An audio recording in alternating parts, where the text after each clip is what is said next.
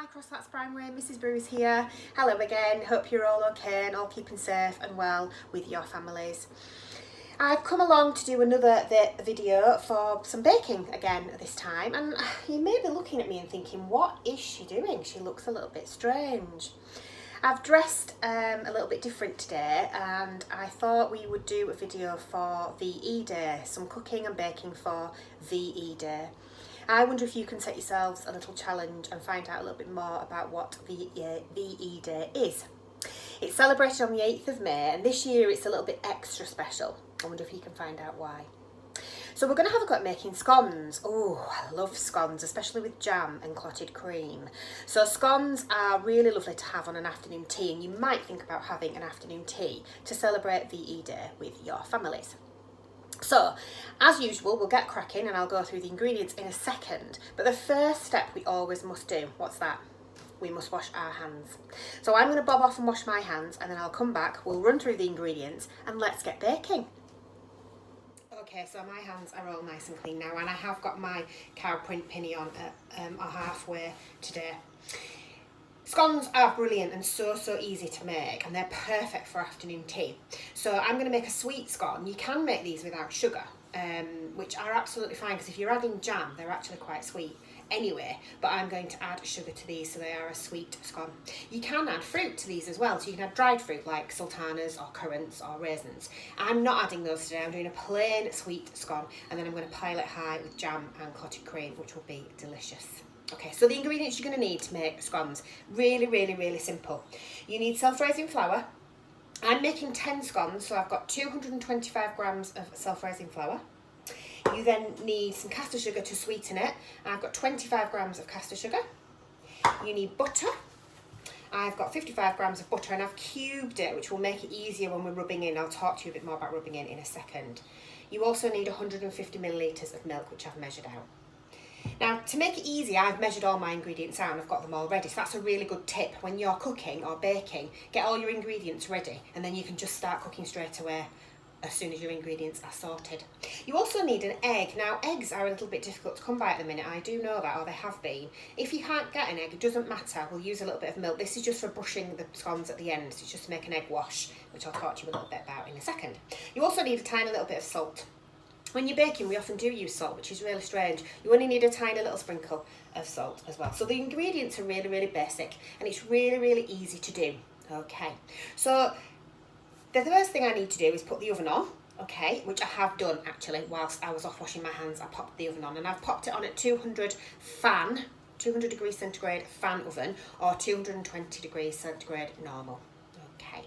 So the first thing you're going to do is the rubbing that I've just talked about. So we're going to tip the flour into a big baking bowl, and then I'm going to add the cubed butter, and we're then going to rub the butter into the flour until it resembles fine breadcrumbs. Now, the reason we do this is to put air in the mixture, so it makes the scones really light and airy. And we only use the tips of our fingers. We don't use the palms, we just use the tips of our fingers, and we do a rubbing motion like this. And you literally get your hands in, and I'm going to even lift the mixture up so high that you can see it even on my video. Okay, and that's what you do. You want to get loads and loads of air into the mixture. So you keep rubbing until the butter is all incorporated, and like I said, it will resemble fine breadcrumbs. Okay, I hope you're all keeping safe, still enjoying the gorgeous weather that we're having. Although by the time this video goes out, it might not be so gorgeous. I have read the forecast that it's going to rain a little bit, which is a bit rubbish. But never mind, we can manage. We'll do lots of colouring and other things then. Maybe make these scones. These would be great to make for VE Day, and have an afternoon tea with your families to celebrate the wonderful reason that we celebrate VE Day. I nearly gave it away then. I wonder if anybody can send me the information. Do me a little page, an information text. Ooh, year 4, Lions. We're really good at information texts. We've done a few of those. I think you'd be brilliant at those.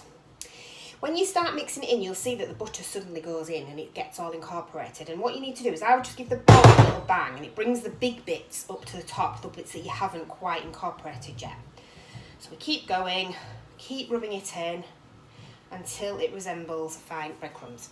I'm going to pause the video there and we'll show you my floury hands, and I'll keep rubbing until it's all incorporated in, and I'll show you what it looks like. Okay, so I've rubbed all the butter into the self-raising flour now, and as you can see, it's resembling fine breadcrumbs. It's a lovely pale yellow colour, and there are no big bits of butter still in there. If you haven't got butter and you've got margarine, you can use that as well. Butter gives them a really creamy texture and taste though, so butter is really good for scones, but if you haven't, it's absolutely fine. The other thing I needed to do was grease a baking tray. So I've just taken a piece of kitchen roll with some butter on, and I've just greased my baking tray, so that's ready to put my scones on later. Now the next thing to do is add our sugar to this. If you were not using sugar at this point, then you would add your milk and start making your mixture, but we are having sweet scones, so I'm going to stir in my 25 grams of caster sugar. I'm just going to use a fork to fork it through so it's all evenly mixed in. Okay, perfect. We're now going to add our milk. I'm going to add it a little bit at a time. I've said we need 150 millilitres. Sometimes with baking, you might need a little bit more milk or a little bit less milk because you don't want the dough to be too wet, because you've got to be able to roll it out. Okay, so I'm going to add it a little bit at a time, and I'm going to use a knife. Often in baking we use a knife. It's just a table knife, it's not sharp, to stir my mixture. Okay, and it cuts through and mixes all the milk into the flour, sugar and butter. Keeps the air in there because you've put loads of air in there. When you were doing your rubbing in, you've mixed loads of air in there. You don't want to suddenly start mixing it with a spoon and getting rid of all that air. You need to keep that air in there. So using a knife just cuts it through and keeps that air in there. So I'm going to go and add the milk, and then I'll show you what the dough looks like when it's finished. Okay, so it's a good job I didn't add my milk all in one go, because I haven't needed it at all of it at all. I've still got quite a little bit left in the bottom of my jug there. So my dough is beautiful here. So you just, when you've got your dough, just on a floured surface, I've just sprinkled some flour onto the work surface, and then I'm just going to really gently knead it so it all comes together and it's all smooth. Now you can use a rolling pin at this point, but actually you can also just pat it out. You don't have to have a rolling pin. I am going to use a rolling pin, but if you haven't got one, it doesn't matter. And we're going to roll it out until it's about 2 centimetres thick. So, oh, my estimating's not very good. Is that about 2 centimetres? You'll be much better at that than me. So when it's about 2 centimetres thick, we're then going to use a cutter to cut them out. So I'm going to go and keep rolling out, cutting out. When I've cut them out, I'll then gather the dough back together, pat it back out or roll it back out again, cut more out, until I've got about 10 scones. Your last scone, so you don't waste any dough. It might be a bit of a funny shape because I don't like wasting the dough, so I stick that on anyway, and then that's the cook's one when it's cooked. Okay, so I'll do all that, and then I'll show you what they look like on the baking tray when they're all cut out. Okay, so I finished rolling. I actually only got 8 scones out of my mixture, but I think I was a little bit optimistic with my 2 centimetres because I've got a mixture of big ones and small ones, but it doesn't matter, they'll rise in the oven. These big ones at the back here, they'll be so delicious, they'll be really big there for me. And then the little ones at the back, the boys can have them because they're only little. Okay, so we've got 8 out of our mixture there, 8 little rounds of scones, and I used a fluted cutter, which you can see there, but you could use a flat end as well if you don't want to. And if you haven't got a cutter, a cup. Just a cup will do. Just cut out with using a cup, a normal cup that you drink your tea and coffee out of, or your mum and dad drink their tea and coffee out of. Okay. Now I talked earlier about needing an egg, and the reason we use an egg is to do an egg wash, which means we brush the top of the scones. I'm just cracking the egg into the bowl now. We brush the tops of the scones with the egg wash, so I'm just going to make an egg wash.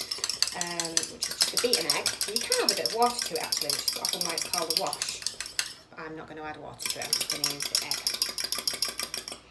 And then you just take a pastry brush, I've got a little silicone pastry brush here, and brush the top of the scones before they go in the oven. So I'm going to go do that, and I'll be back and show you them. Okay, so I've egg washed all of my scone mixture, so they're all shiny on the top now. When they bake in the oven, they'll get a nice golden colour from the egg. Now I forgot to mention adding the salt. I did add the salt to the flour, but you need to do that as well. So just a pinch of salt, literally a pinch of salt into your flour before you add any milk or butter. Mix the salt in. If you were adding fruit, you would add it at the same time as the sugar, so before you put the milk in. So just stir the fruit through. If you're using raisins, you could coat the raisins in a little bit of flour first, just a tiny little bit, just a sprinkling. That stops the raisins from sinking to the bottom of the scones, so that then the scones are all integrated. You can use cherries, you can put anything in scones, they're delicious. I prefer them just plain. And you can make savoury scones, which are delicious, by adding cheese and a little bit of mustard powder. Again, you do that at the dry ingredient stage. So you could, for your afternoon tea for VE Day, make a selection of savoury ones and then a selection of sweet, and then you've got a bit of both. That'd be a nice idea.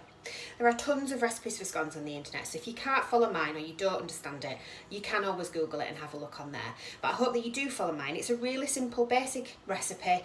Double it if you wanted to make more scones. That's a really good idea as well, because I've only got 8 here, but if there's quite a few of you in your family, you could double it. Okay, so I'm going to pop these in the oven now. Now, ovens, we need a grown-up to help us, and we must use our oven gloves. So we shout our mums or our dads at this point and get them to put the scones in the oven. They need about 12 minutes. It will vary depending on your oven. So I'm going to keep an eye on them after 10, and then I'll just keep giving them an extra minute until they're cooked. And you'll know they're cooked because they'll have gone all golden brown on the top, and when you tap them, they'll feel more solid and not doughy.